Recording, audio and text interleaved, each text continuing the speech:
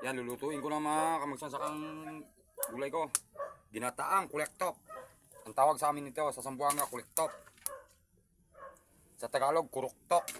Kuruktok. Ambot sa iwan ko si Ilonggo sa Cebuano, hindi ko alam. Sa Subano, kulektok. Sa Tagalog, kuruktok. Kuruktok. Yan na, gata na. Mga taga-bukid lang nakakalam nito, nakakilalanan daw na klaseng gulay na to. Yung mga mayaman, hindi nila kilala to.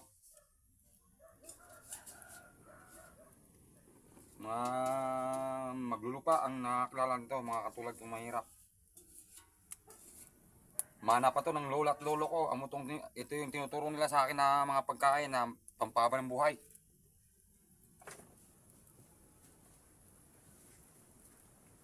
Remembrance ko yan sa kanilang dalawa, kahit patay na silang dalawa, buhay pa rin ang kanilang alaala sa akin. Saka yung tatay ko, kasi ito yung pinapakain sa amin nung kami maliliit. Saka may halo pa yan, ito, kalabasa. Yan. Ang tawag yan sa sa Ilocano, inabraw, bulanglang.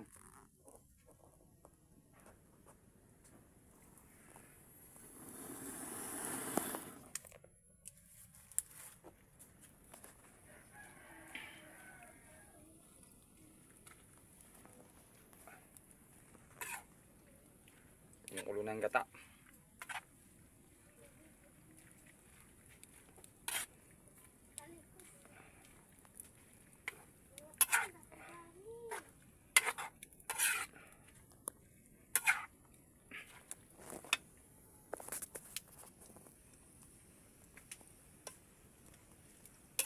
Grabing usok.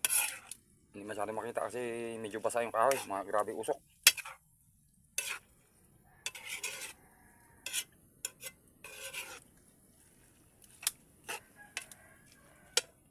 Yan.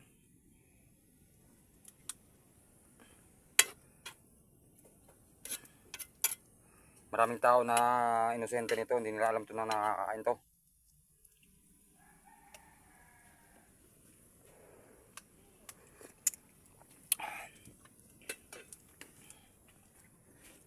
Paki-share, paki-like po ang aking video.